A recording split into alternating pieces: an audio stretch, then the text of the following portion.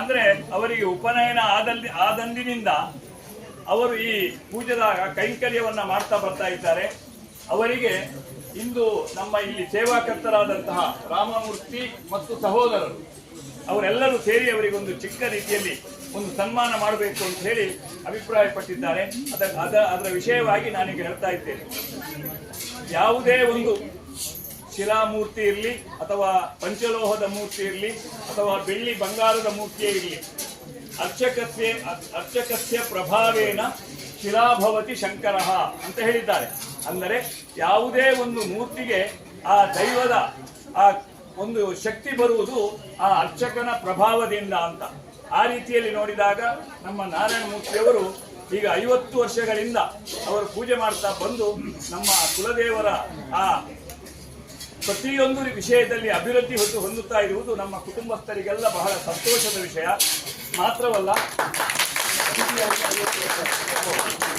ಜೊತೆಗೆ ನಮ್ಮ ರತ್ನಮ್ಮನವರು ದಂಪತಿಗಳು ಅವರ ಸಹಕಾರ ಇಲ್ಲದೆ ಇದ್ರೆ ಇವರು ಪೂಜಾ ಕಾರ್ಯವನ್ನು ಮಾಡಲಿಕ್ಕೆ ಸಾಧ್ಯ ಇಲ್ಲ. ಅದು ಎಲ್ಲರಿಗೆ ಗೊತ್ತಿರುವಂತಹ ವಿಷಯ. ಸಹಕಾರ ಬೇಕೇ ಬೇಕು. ಹಾಗಾಗಿ ಅವರಿಬ್ಬರನ್ನು ನಾವಿಲ್ಲಿ ಸನ್ಮಾನ ಪೀಠದಲ್ಲಿ ಇವತ್ತು ಕುಳ್ಳಿರಿಸಿದ್ದೇವೆ. ಅವರಿಗೆ ಒಂದು ಚಿಕ್ಕ ಸನ್ಮಾನವನ್ನು ಮಾಡಬೇಕು. ಮತ್ತೆ ಇನ್ನೊಂದು ವಿಶೇಷ ಅಂದ್ರೆ ನಮ್ಮ ಹಳೆನೀರು ಕುಟುಂಬದ ಎಲ್ಲ ಕಡೆ ದೀಪೋತ್ಸವ, ಕಾರ್ತಿಕ ದೀಪೋತ್ಸವ, ನಮ್ಮಲ್ಲಿ ಒಂದು 10 ರಿಂದ 15 ಕಾರ್ತಿಕ ದೀಪೋತ್ಸವ ಬಹಳ ವಿಜೃಂಭಣೆಯಿಂದ ನಡೆಯುತ್ತದೆ. ಇತ್ತೀಚೆಗಂತೂ ಅದು ಬಹಳ ಪ್ರಸಿದ್ಧಿ ಪಡೆದಿದೆ. ಆ ಸಮಯದಲ್ಲಿ ನಾವು ನಮ್ಮ ನಾರಾಯಣ ಮೂರ್ತಿಯವರ ಸೇವೆಯನ್ನು, ಆ ಪೂಜಾ ಕಾರ್ಯವನ್ನು ದಿನನಿತ್ಯ ನೋಡ್ತೇವೆ.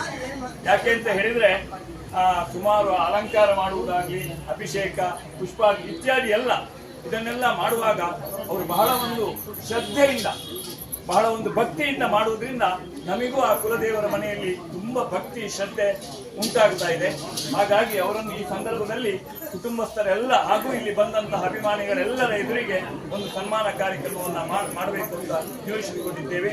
ನೀವೆಲ್ಲರೂ ಇದನ್ನ ಒಂದು ನಿಮಿಷ ಇದನ್ನ ನೋಡಿ ಸಂತೋಷ ಪಡಬೇಕು ಅಂತ ಕೇಳಿಕೊಳ್ತಾ, ನಮ್ಮ ವೇದಮೂರ್ತಿ ಪ್ರಭಾಕರ್ ಭಟ್ ನಮ್ಮ ಕುಲದೇವರ ಅರ್ಚಕರು ಅಂದ್ರೆ ಕುಲ ಪುರೋಹಿತರು ಅಂತ ಹೇಳಿದ್ರೆ ಹಿಂದಿನ ಕಾಲದಲ್ಲಿ ಋಷಿಮುನಿಗಳಿದ್ದ ಹಾಗೆ ಯಾವಾಗಲೂ ಆಶೀರ್ವದಿಸುವವರು. ಹಾಗಾಗಿ ಅವರ ಕೈಯಿಂದಲೇ ಅವರಿಗೆ ಸನ್ಮಾನ ಮಾಡಬೇಕು ಅಂತ ಅಪೇಕ್ಷೆ ಪಟ್ಟಿದ್ದೇವೆ. ಆದ್ರಿಂದ ಅವರು ಶಾಲನ್ನ ಹೊದಿಸಿ ಅವರು ಎರಡು ಆಶೀರ್ವಚನದ ಎರಡು ಮಾತುಗಳನ್ನು ಆಡಬೇಕು ಅಂತ ಕೇಳಿಕೊಳ್ತಾ ಇದ್ದೇವೆ.